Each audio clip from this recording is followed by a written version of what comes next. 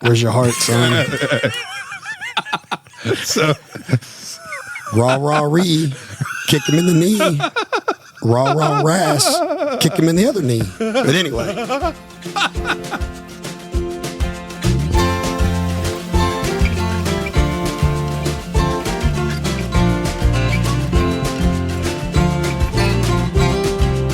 Hello, and welcome everyone to episode 235 of The Mashup, the best bourbon conversation Kenny's going to hear all week long. We're your hosts, Kenny, Steven, and Anthony.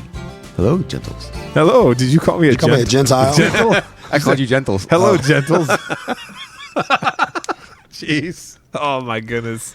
Oh, Well, we're starting out with starting out hot here. We've broken our typical recording tradition. So we are typically relegated to 2 nights of recording, 2 days of the week, which we are not going to tell our audience which days of the week those Mysteries. are. But this is not one of those days. This is a special Saturday gathering of the fellas. Even though this episode is going to come out on Friday, March, whatever the heck. The March of the Friday. The March of the Friday, the first Friday of March. So, guys, today we had a terrible basketball game that we got to watch a little bit of before it went off the air. Luckily, they pulled the plug. Put us out of our misery. Yeah, did you, Steven, did you get a chance to watch it all? I was in and out of the car, so I listened to it. Okay. I listened to it probably the second half. That's good. Yeah. At least you didn't have the visual. But we came in playing the number 1 team in the nation, Auburn. And did you guys watch from the beginning? Kenny, did you see the beginning? Yeah. Okay. I watch from tip. They had okay. I mean, that's what happens. They tipped the ball. And I watched from the tip. We didn't win. Okay. Watch them dribble around. Wait a minute. After the tip, they dribbled. And they went and scored. They went. They hit a three-pointer immediately. A field goal. They hit a three-pointer immediately. The We goal. literally, they just ran off a plain screen. We did not guard them. Yeah. Their best shooter was wide open. Right. Yep. But I wanted to go backwards for a second because they said we're going to have Bruce Pearl and Mark Pope mic'd up, and we're going to hear everything they got to say. So they had him in the locker rooms before the game, and Mark Pope was like, I just want you guys to get those small wins. He's like, the rebounds, make sure you're doing this, make sure you're doing that. And the team was like, yeah. And then they flash over to Auburn, and Bruce Pearl's like, veins are popping out of his Rick head. Pitino in it. He's like red, and he's like, we're 14-1. What's the record? 8-7. He's like, cause we earned it. We're 14-1 for a reason because you came to play. And I'm like, oh dear God! Like the contrast between the two couldn't have been greater. It really kind of set the tone, and the game followed like that. So I'm not blaming Mark Pope. I'm just saying that it was not inspiring. He is, you've said it. I mean, he's just too nice. Yeah. I mean, I'm glad he's here, Yeah, me too. but he is too nice. Yeah. Well, it's also Bruce Pearl's thing. He loves Kentucky. So he doesn't want to lose here. That's true. So that's why it's probably a special thing just for Dude, him. I wanted to hire him when they hired Cal, and I wanted to hire Bruce Pearl when they hired Pope. Bruce Pearl, so when he was head coach at Tennessee, Right. and Pat Summitt, and then the actual girls were playing, he went and painted himself orange and went in the student section. He has won me over from that moment ever since then. Dude. I'm an absolute complete Bruce Pearl fan. It has nothing to do with his success at Auburn or whatever. Literally, when he was at Tennessee, painted himself orange, went to the ladies' game, and I was just like, boom, that's the man, dude. I like him. Yeah, I remember when he did that, and I mean, I don't know, just you're a grown man painting yourself like that, and also you're the coach of the team. So yeah, I guess mad respect for that. Well, because think about back then too, like women's basketball was even like that much further down the totem pole. Oh man, when you mentioned that, I'm saying it was right. a long time ago. But I forgot it was when it was Tennessee. literally- It was Tennessee, though. It was, but that's the thing. They had won 8-10 championships out of however many years, and still it was nothing like. It still was like on nobody's radar. He was just bringing awareness to the game, and just So. Well, when you mentioned women's basketball, I couldn't help but think that I forgot to bring you the cereal box that I have saved for you in my garage that has Angel Reese on it. Oh, can't wait for that. Did you try to throw it in the recycler and missed? Yes, I did. I tried to throw it in there, I missed, and then I tried to pick it up, and I fell down again, and I figured I'd get it into my garage, and it's coming over here, and it's going to get put right on one of your shelves because I know how much you like. It won't stay on the shelf. It'll fall right off.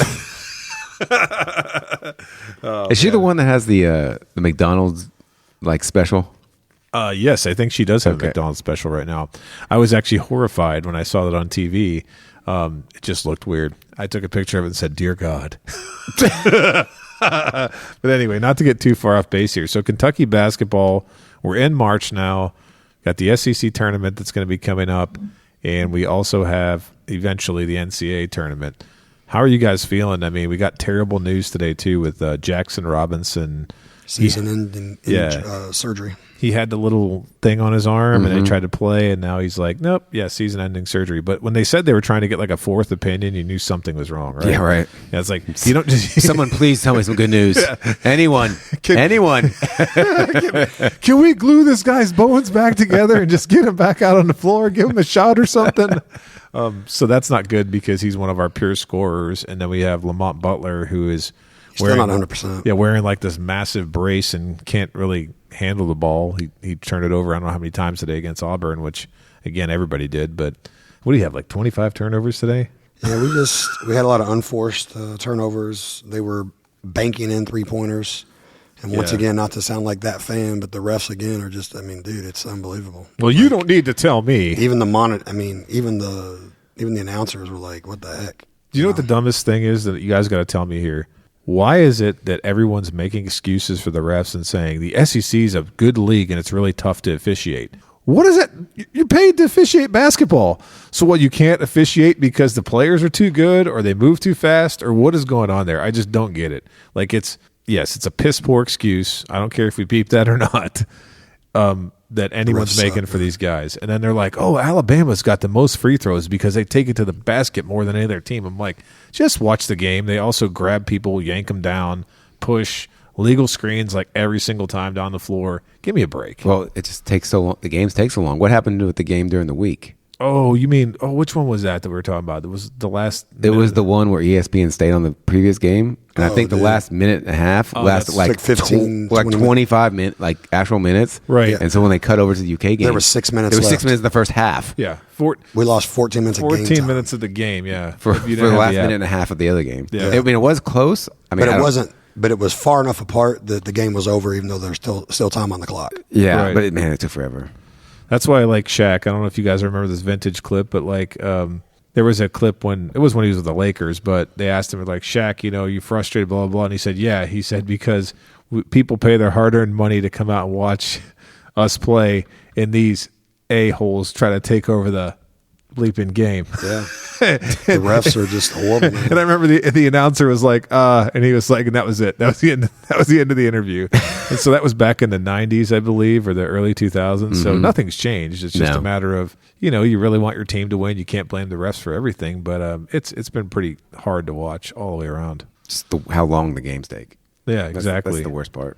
Well, I'm going to need predictions here now, guys. What do we do in the SEC tournament? Are we anywhere near? Are we going to be quarters, semis? Are we going to be bounced after a game or two? Well, do we get the first? First, do we get a bye? I think that we might, right? I think it depends, but I think we are going to not have to play on Wednesday. Right. But I think we win one, maybe. think one. That's it.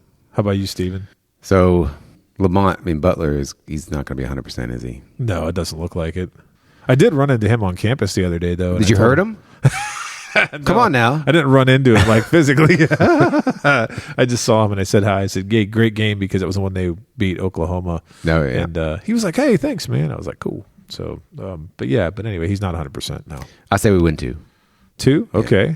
I am also going to be. I'm going to be 1.5. How about that? I'm going to do 1.5 wins for us in the tournament. Splitting what Kenny and Steven said. Fail. Steven is not happy with that. But I'll say 1.5, meaning that we'll win the first game and we'll almost win the second one and probably lose. But it leaves us in a really precarious position. So I'm going to say for the NCAA tournament, I'm really hoping for a Sweet 16. I think that's a best case scenario for Kentucky this year. I would like that. Make it the second weekend. Yeah, I think that would be nice to make it the second weekend, especially since all the read on Mark Pope so far, even though I love him, not saying anything bad about him, and I'm happy he's here, is that he still hasn't won an NCAA tournament game. Right. And he does have this history of what we've done this year, which is beating these massive teams, beating Tennessee twice, right? That's crazy. And Tennessee beats Alabama today on a buzzer beater, right? And Alabama is one of the best teams in the SEC, right? It's like Florida, Auburn, and Alabama, I think, is a consensus top 3, and then Tennessee is right there in your top 4. And so they beat them on a buzzer beater, and we beat Tennessee twice this year. Crazy, and so you look at it, and you're like, how can we beat them twice? We beat Florida. We beat all these teams. We got one of the best resumes, I'd say, going into the tournament. But I just feel like only a Sweet 16. That's some of the best wins and some of the worst losses. That's true. Some of the worst losses. As well. With Jackson Robinson out, Yeah. NCAA, I would say we win one. I don't think we make the Sweet 16. I just don't think so, man. What are they calling Trevor Noah? Maybe he's going to step up. But here's Or the thing, Trent too. Noah. What did I say? Trevor Noah? What is it? It's Trent, isn't it? Trent. I'm a moron. It's Travis Perry. I was mixing them up. That's about matchups, too. So, I mean, it really depends on who we play. But knowing the committee, they'll put us against, like, to where a second game we got to play St. John's. St. John's. With Ricky P. Yep, there you go. I guarantee they'll do something crazy like that. Well, then maybe that'll fire Pope up. He'll want to beat the mentor, right? No. No. You saw how much he clammed up when Cal came to town. Yeah, that's true. He plays Patino, dude. We'll get freaking housed by 30. As long as he's got a smile on his face and he's nice to everybody, I'm good. He will be. Oh, man. So, Kenny, we have another review this week. That's what I heard. Yep. Anthony? Y'all heard? Yeah. So we got a review on Spotify, and this review came to us from Brian Fortner, and he left this on our Raconteur Ride Batch 3 episode. Not sure if that matters. What matters is the content here. He said, love episodes like this where the group's enthusiasm for a bourbon shines through. Episodes like this are part of what brought me back to bourbon after becoming jaded by my local market. Keep sharing your love and passion. You're all making a difference in the community. Well, how about that? So do you guys remember Brian? Yes. Yeah, Brian is my buddy that when I first moved to Lexington, he was one of the first people I met, not because we were like sharing a common interest or going out and doing something. I was actually at All Sports. He's the head buyer there, and I had a love for shoes. And I remember when I met him, I'm like, dude, how can I get some shoes? And he was like, stand in line like everybody else. I'm like, this guy's cold-blooded. Pro tip. There you go, right? And so after I stood in line a couple times, then he started taking care of me, and I got to know the owner of All Sports too. But Brian and I, even though All Sports is gone now, we remained friends for years, and he was at the get-together that we had over the holidays.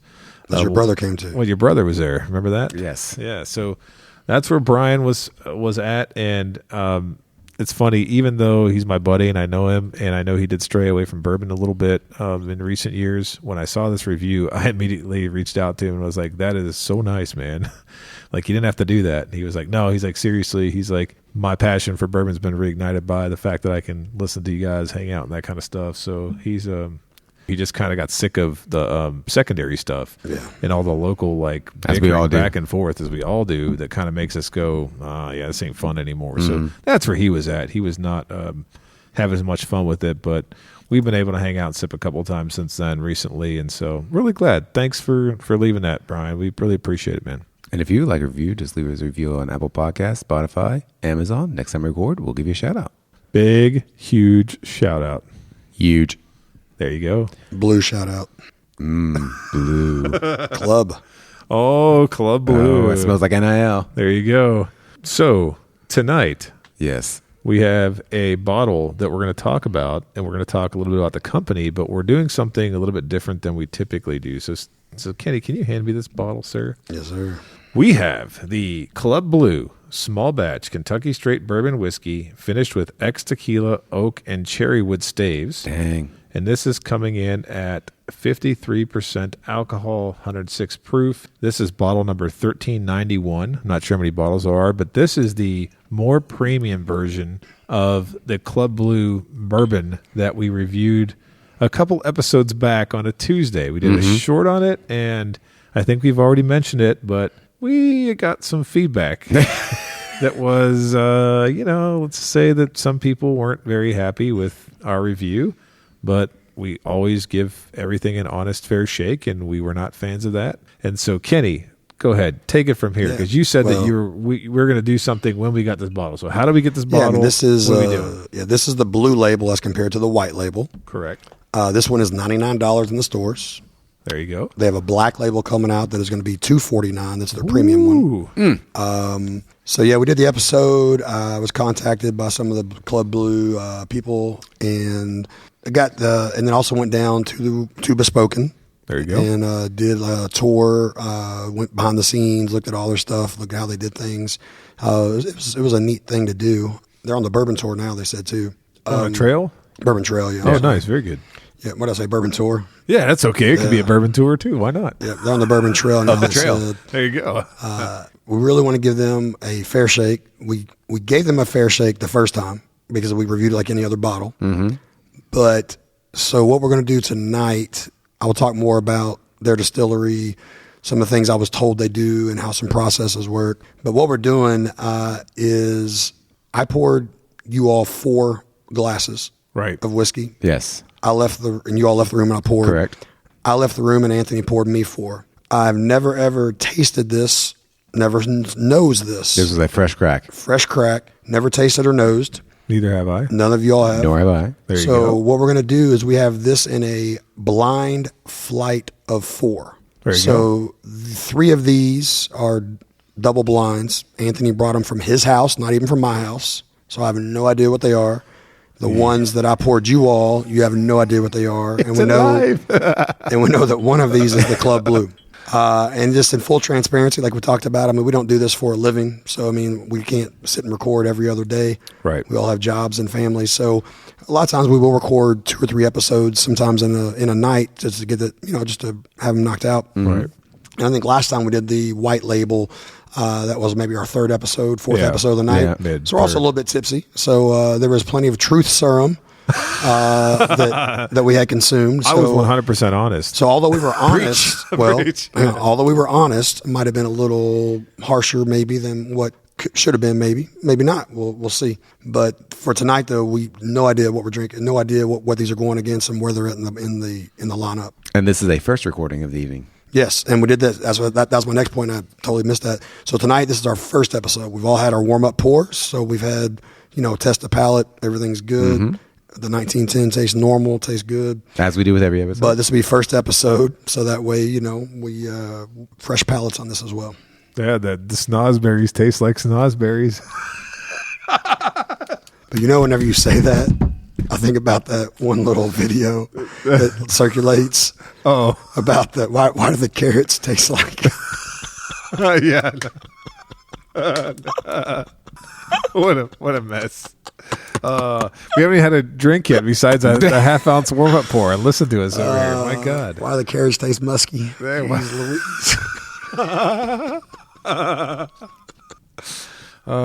anytime you can have the current internet trends mixed with a Super Troopers reference, you're starting off on a good foot here. Yeah. So for tonight, though, we're not doing age-proof distillate. We're gonna rank them 1st through 4th, and I would say we use scores also, because tonight I want to do true scores. So because sometimes when we do 1st through 4th place, that might only be like half a point apart, right? I want to see if something is actually bigger points apart or not on this. But Bespoken, so I went down there. Jared is their head distiller, master distiller, whatever his title is. I've got his card, and I left it upstairs. Liquid Man. But he gave me a behind-the-scene tour. He actually comes from the bourbon industry. Bespoken, their process, they're out of California. Yeah, they originally started in California. I know that much. I think it was 2016, 2017, somewhere through there. Yeah. And they moved here. And just in a nutshell, I mean, they basically will take wood. They have staves, but they are not charred. They're just pretty much straight too. They're flat. Okay. And they will laser cut them into small little chips. And when they laser cut, that laser kind of burns and chars the wood that they say creates similar to like charring a regular barrel. Interesting. And so just imagine, let's say if you take, have you seen those little metal balls with holes in them that you'll put tea into? Oh, yeah. And then you'll steep tea in hot water? Gotcha. Oh, yeah. Okay. So what You had me at metal balls. Yeah. Tin Man. Had me at holes. Tin Man. Where's your heart, son? So Raw, ree. Kick him in the knee. Raw, ras. Kick him in the other knee. But anyway. So killing me. Oh, God. So basically, they will take, and I think he said it's like 4 to 5 barrels, or 3 to 4, 3 to 5 barrels of whiskey at a time. Okay. And they have a big, huge stainless drum that they pour it into. Then they have all those wood chips that are basically in like a basket like that, like I was talking about, like with the tea. Okay. Right. That gets submerged into the whiskey. Okay. And then that whiskey is surrounded by really, really hot, warm water. He told me the temperature that it is, and I've totally forgot that. So that's my fault. So the barrel's submerged in water? No barrels. So they'll take 3 to 5 barrels of whiskey, pour it into a stainless tub. Oh, I'm sorry. Then inside of that stainless tub is all the wood chips, and hot water circulates around it. Yeah, okay. But no extra water gets into that Yeah, whiskey. like on the outside. Right, like- right. So That's what I basically meant. they're just warming up and heating up the whiskey really hot, which also makes the wood chips. And they say that they do roughly one in like, I think it was 4 days equals 5 years of aging, Okay. or else 5 days equals 4 years. It's something around there, Oh, wow. and that's what they say. Well, dang, they got to figure it out then. Like, why is anybody building rick houses? Gosh, a month of that would be undrinkable. Right. I mean, jeez. But so that's their Want a Pappy 23? that's their thing. Give me a week. They It's like, Weight Watchers, give us a week. We'll take off the weight. No, sorry. Kenny, sorry. You're doing no, well you're- over Is that here. their motto now? Putting up with my interruptions. You're good, man. I should have taken notes when I was there. At Weight Watchers? Wow. But because we actually we're recording this episode on this bottle Oh, it's farther away. further away than when what you I thought went. it would have done. But they have some really, really awesome, cool machines, though, Okay. that can analyze whiskey. Oh, that's interesting. So they can take Woodford, Buffalo Trace, they'll take Four Rose, take whatever, analyze it, and they can, like, it'll show you the peaks and the valleys. It looks, they'll show The chemical compounds of it? chemical compounds of Wow. like showing you, okay, here's your sweetness curve, here's apple, here's vanilla, here's this, here's that. Is that a spectrogram? Something like that, yeah, for real. Okay. It's like a very expensive, crazy machine. So something I did talk to him about, I'm like, hey, so you can take you know how there's a lot of fakes floating around there? Yeah, Fugazi. So let's say if you had a real bottle of George T. Stagg, and then someone gave you another bottle that you thought might be a fake, they could take the George T. Stagg, put it in their machine, run it, and you can see all the makeup and ups and downs and all that. Pour the other one in there and see if it lines up or not. Yeah. I mean, but what they'll do is they will craft flavor and notes based on whiskey. So like they've had where somebody likes a Woodford Double Oak, and instead of going and doing a Woodford Double Oak pick or buying Woodford Double Oak, they say they can take that same makeup and they will keep aging, changing this, changing that to create the same. So that way on a chart, it lines up for the same flavor notes. Oh, interesting. Interesting. Now, one thing that Jared kept saying the whole time when he was talking about that process is flavor, flavor, flavor, flavor, flavor. Flavor.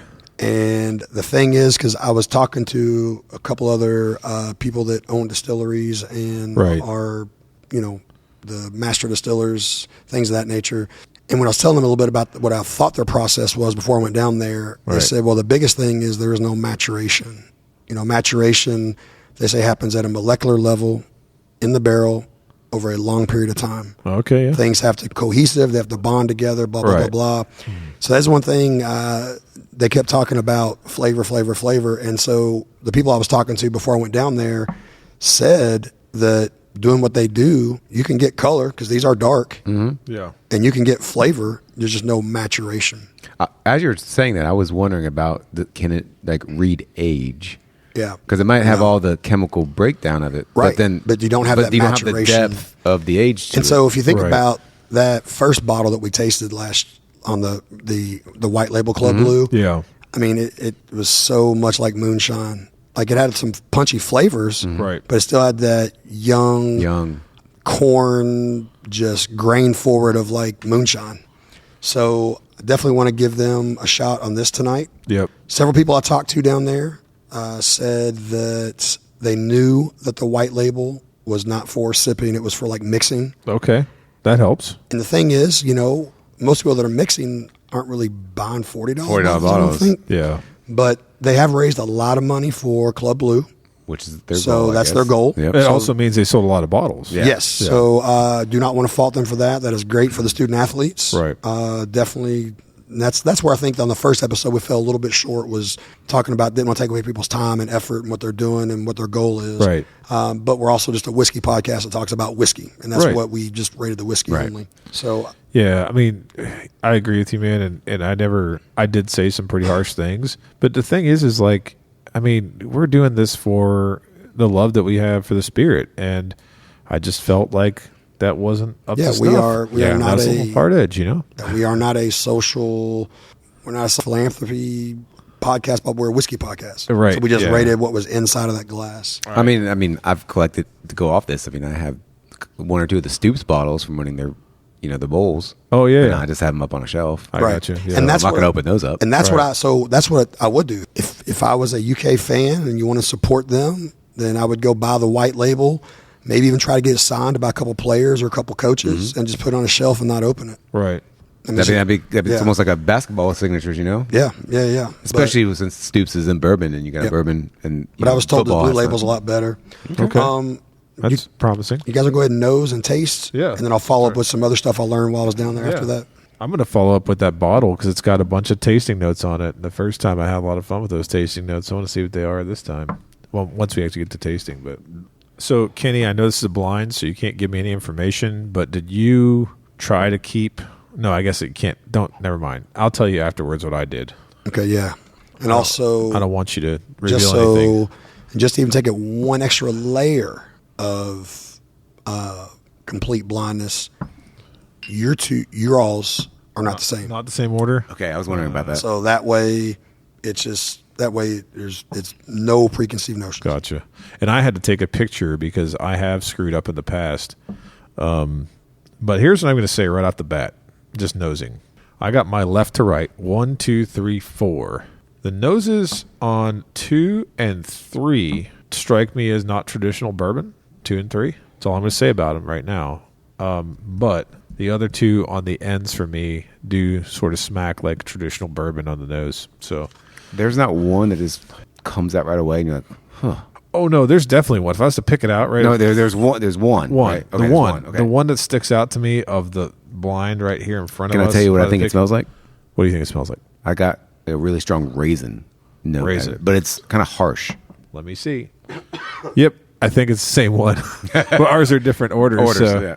For me, it's 3, and you're- Not different orders, different whiskeys. oh, different whiskeys. That's what took me longer to pour y'all's. Oh, okay, all right. Y'all's blinds are different. So they're not different, and they're just different bourbons. Different. Oh, Well, nice. don't tell us that then. No, that's why I'm saying that. That's why you all can't have notes and table talk. It won't matter because Won't matter. they're literally different. Well, Stephen, the one that I'm thinking of, and while we're talking, and Kenny, I'd like to know what you think too. For me, it's my third glass. My third glass has it's not really raisin to me. It has to me like a little bit of, God, I wish I knew more about chemistry. It's 3 of all the ones in front of me has a little bit more of corn. It's still got some corn character to it. Corn hide? Corn hide, yeah. But Tony, anyway. what? Kornheiser. Tony Kornheiser. You know your little rye joke there? People said it stuck in their head now. Tell me rye. That's good. Is that the next pick? That's another shirt. There's another shirt coming out. There you go. Some That's it. merchandise once we finally get that done. That's it. As soon as we get that, that's great. Tell me rye. Nothing but a heartache. Are you guys going to do tasting notes for all yours or not? I'm writing some things down. All right. I'm going to start to write some stuff down for the nose too. But as I'm nosing, I do want to pull the Club Blue bottle here and tell you, I hope this doesn't impact anything that y'all are thinking of. I don't think it would impact it for me. So on the back label of this bottle, it says a portion of all Club Blue spirit sales benefit UK student athletes through name, image, and likeness, NIL. Then it says we begin with high rye barrel-aged bourbon whiskey and then specifically finish it using ex-tequila, oak, and cherry wood staves for richness and flavor. The result is a complex spirit ripe with notes of bright cherry cola, savory caramel, marshmallow, and vibrant cacao. And vibrant what? Cacao. That's what I thought you said. I think they had that tasting note on the other one too, but That's I a didn't chocolate, get that one. right? It's chocolate, yeah. Kaylee, what? Kaylee Cuoco. Steven, do you remember what I rated 1910? Remember that was our baseline before? Did I give it like a 7 or 7.5 or 6.5? Can't not remember. Oh, I thought it was like a 5.5. Yeah, I thought you went lower on it. On 1910? Maybe 6. 6 maybe then. Because I'm actually going to try to use that baseline score in this scoring. Okay. Okay, well, that's interesting. All right, I got to come clean. Yes, sir. Y'all do have the same blinds, just in a different order, though. Biscuits. Steven, I saw you starting to squirm over there, and now we got the same blinds, just different order. We've been kennied. So our goal here is just first place, second place, third, fourth. First through fourth with a score. Okay. Because there's several times where first through fourth place might only be separated by 1 point, but I want to actually try to get more like true ratings of, Yeah, I got you. The second blind's very familiar to me. I just can't tell you what it is. So when I find out, I'm going to be like, dang it, I knew it was that. I wonder if that's my first one, because the first one feels familiar too. It just feels like something we've tasted before, and I'm not placing it. I'm kind of mad at myself because as soon as I hear what it is, I'm going to go, you son of a... Just like that. Can't say any bad words. My first thought was E threw a 1910 on this. You think so? I don't know about that. I didn't taste any 1910, but... Do you taste a 1915? That's when you take 1920 and 1910 and put together. It's so good. What happens if you mix 1924 in there as well? What year was the Great Depression?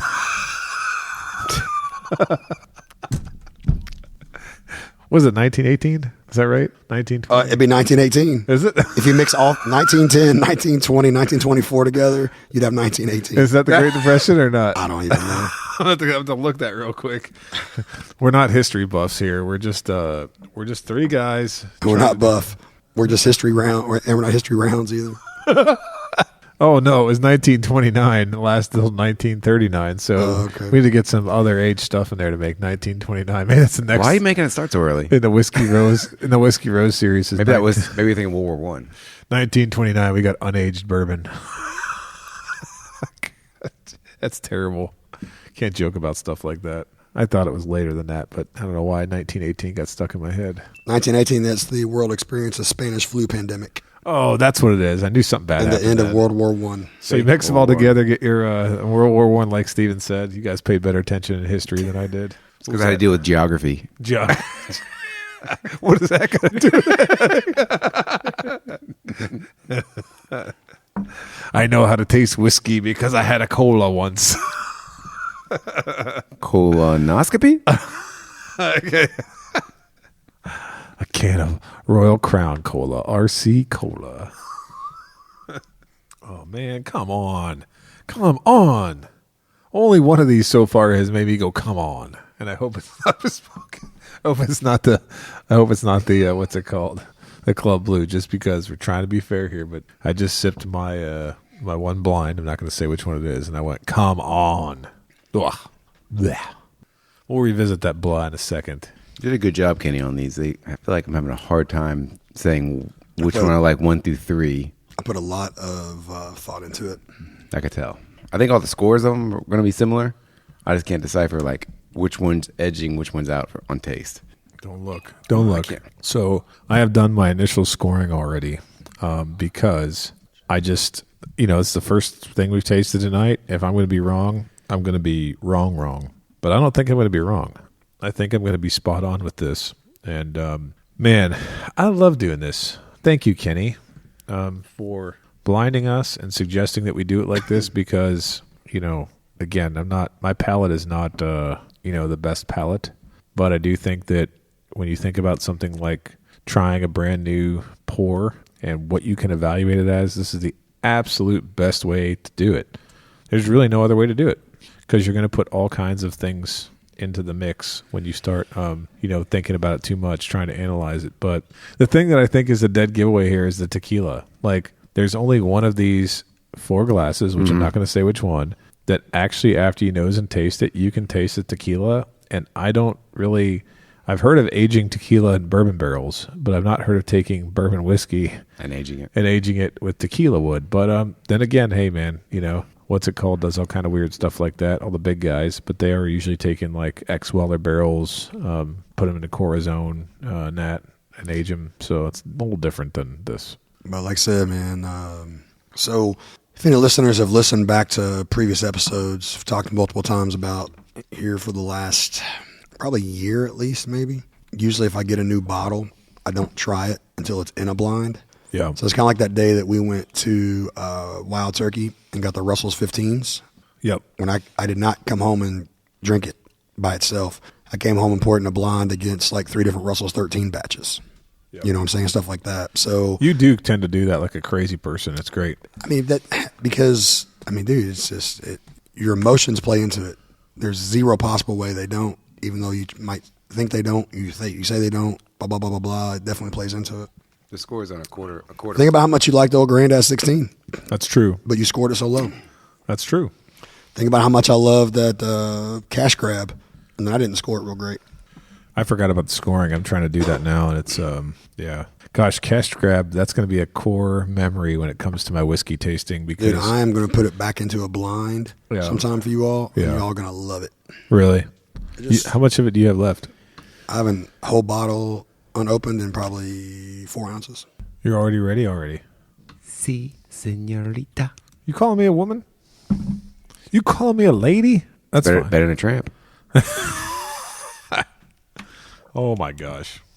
So I had bourbon barrel ale out of a bottle last night instead of from tap. How was that? Not as good as from tap. You know, I have talked to numerous people. We were having a conversation about this the other day. Actually, we were down at the Justin's House of Bourbon. Oh, yeah? Remember, we were talking about bourbon barrel ale, and we were talking about Town Branch. And they were talking about, that bourbon barrel ale used to just be so good. Mm-hmm. And now it's not as good as what people said. So maybe it wasn't just the bottle. Maybe it was the fact that I've always enjoyed bourbon barrel ale, but I know that it's got to be some kind of movement on quality control there. I don't know the last time I've had it on draft though. Yeah. I think it's been a while or a little while. But I remember back in the day I got a 4-pack of it and I don't think I liked it as much as on draft. Okay. Like a decade ago. So it's one of those beers that you drink one of and you're like, that's strong. How you doing over there, Kenny? I am scoring my last one. Okay.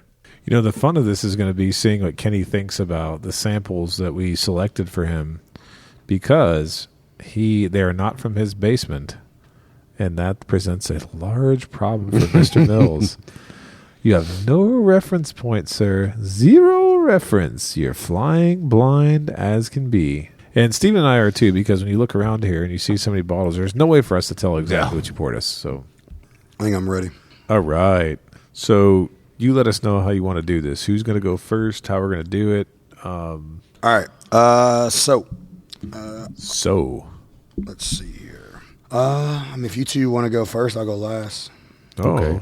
What do you want to do? You want to go first or want me to go first? Do we want to do on nose and then taste or just overall? Which one do you think? I just think give your No, your we're shot. just gonna- Just, no, just we're just talk gonna- about it. yeah. Just say what you like about each whiskey or dislike. So Then give it a score and give us a Okay. ranking. So for me, number 2. hang on. Let's just do this. So Oh, yeah. no, we're just going from left to right. Left to right. So is this overall? yeah. So what is your score and where did it place? So number 1 Yes. came in 3rd place Okay. With a score with of a score of 5.0. Oh, wow. 5.0. All right. Bottom and then glass number 2. Glass number 2 came in 4th place Okay. with a score of 3.5. 3.5. All right. Okay. Third glass came in 1st Okay. with a score of 6.0. Okay. Oh, hang on a second. I almost literally peed myself. I was looking at Anthony's picture, not yours. Okay. All right, so I got number 1 is a 5.0. Number 2 is a 3.5. Glass number 3 was what? Came in 1st at a 6.0. 6. All right. And then the 4th glass came in 2nd with a 5.5. 5.5. All right. Anthony, left to right. For me, first glass was my second ranked whiskey at a 7. Okay. Glass number 2. Glass number 2 was my third ranked whiskey with also 7. It's hard for me to separate those two. For glass number 2. You tied score? Tied, 7-7. There's no such thing as ties, dude. It's in Okay. soccer. Wait, did you like the nose better than one? I would have to go 6.5 then. On this one? Yep. All right. Third glass. That is my 4th place, and I rated it a 4.5. Okay. And then my last glass, I rated number 1, and I Okay. gave it a 7.5. 7.5. There you go. Okay. All right, we will reveal your alls here. So, so let's see, Steven, your first place was glass number 3, Yes. and New Riff, Justin's House of Bourbon pick that I did with them, me, Jordan, and Alves. Wow. How about that? Very nice. Very nice. Your second place was glass number 4, right? Correct. That is a OWA, Ooh. OWA. Okay. just a regular shelfer. Okay. Your third place was glass number 1. Yes. That is Hartfield & Co. Their bottled and bond, or their the small batch. Oh, small batch. Hartfield & Co. The 110 proof small Old batch. Bourbon County? Okay. Yep. Yeah, I'm sorry. I said Hartfield & Co. That's the company, but yeah, it's the Old Bourbon County. It's the label, yeah. That blue and white label, 110 proof. That's a banger. And your last place was the Club Blue label. Oh no. Oh no, it's a hello darkness, my old friend. All right. So number 3 was the Old Bourbon County small batch? Was that what you said? I just went left to right. I'm sorry. The So first what one. are you? The first one. Your number 1 Mm-hmm. glass, that is, that is Old Bourbon County, There you go. 110 proof small batch. Small batch. Right. There you go. I can't wait to hear what my order right, is. Anthony. My order is different. So, Anthony, your first place then is your glass number. Oh, no, never mind. So, Left to right. your glass number 1 was second place. Yep. All right. So, your second place is New Riff, Okay. New Riff J-Hob pig. and your second glass is your third place. Yeah. That is OWA. Really? Yeah. For a weedie. It was just very close between those two. That's you made me separate them. I was going Wait, to say between the New Riff and the OWA? Yeah. Yeah, it was I close. was very close. Yeah. Yeah. And I said I thought it was very familiar and I couldn't pick it out. Your third glass is the Club Blue. Oh. How could I do it? And your fourth glass, that was your first place. Yes. 3, that is the Old Old Bourbon County. How Yep. about that? Old Bourbon County. I like that a lot, huh? I said that when we recorded with them that I like that a lot, Yeah. and I guess it holds true tonight. So Steven scored the Club Blue a 3.5. Anthony scored it a 4.5. yeah, I guess I was too generous. As Kenny, you always are. are you ready? I am a little generous with my scoring, but still 4.5 is not getting you anywhere, and it's still fourth place on these scores that are in front of us. All right. All right, here we go. How do you want me to do mine? Just left to right as well? Yeah, you're gonna have to do yours left to right, but I got to do the picture ready here because. Okay, so go ahead. Left glass. That's Left glass, I scored it a 6, okay. and that is my third place. That is Old Forester King Ranch. King Ranch. Okay. I did guess, I thought it might have been, I did write down as a guess as early times bought and bond, the Buffalo Trace one, Okay. which is still Brown Forman juice, Okay. and King Ranch is Brown Forman juice. There you go. So That's a good connection. that's not too far, boy. There you go. My second glass is my last place, and I scored it a 4. Okay. Do you want to know what it is? Is it Club Blue? I'm assuming? It's Club Blue. All right. I can't continue.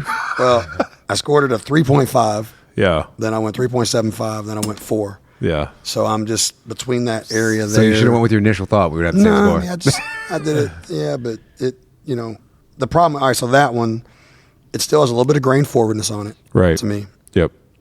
Actually, first let's just finish my numbers. finish and it we'll, up. then we'll talk Yeah, about we'll it. talk about it. All right. My third glass is my second place, Okay.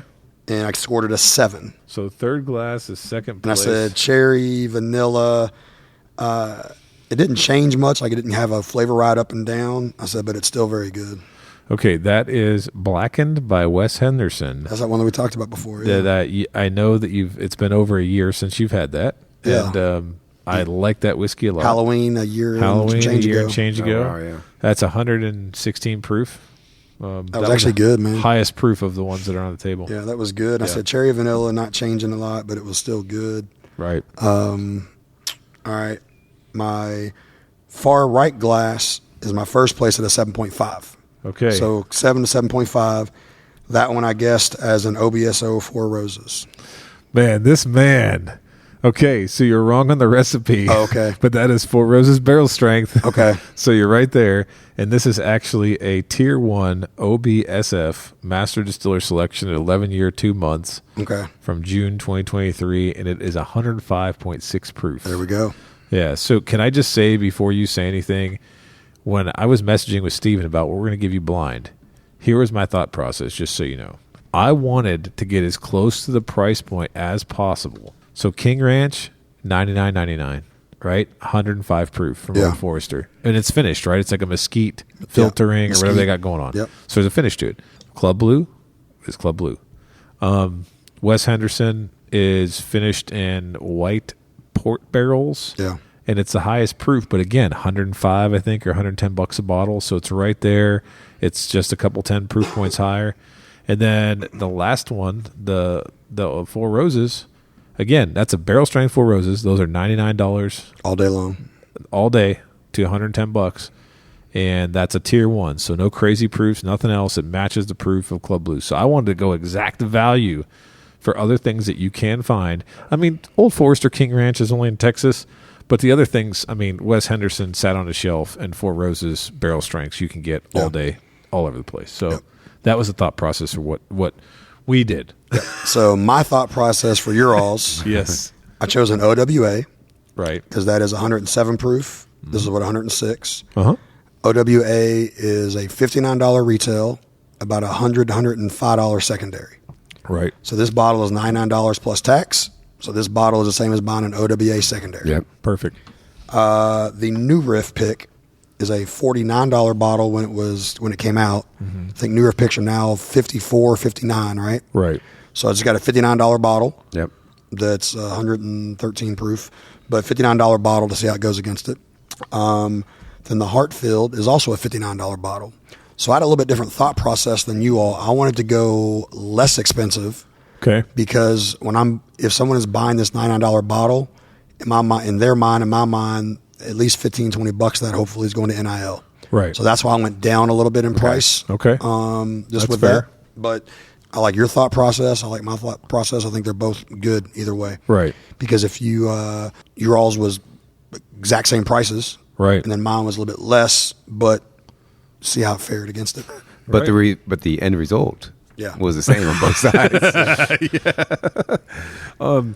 And maybe that's a good thing to talk about now, like about, I mean, I can tell you what I like about the whiskeys that you poured for us, but I can tell you a lot about what I don't like about the Club Blue.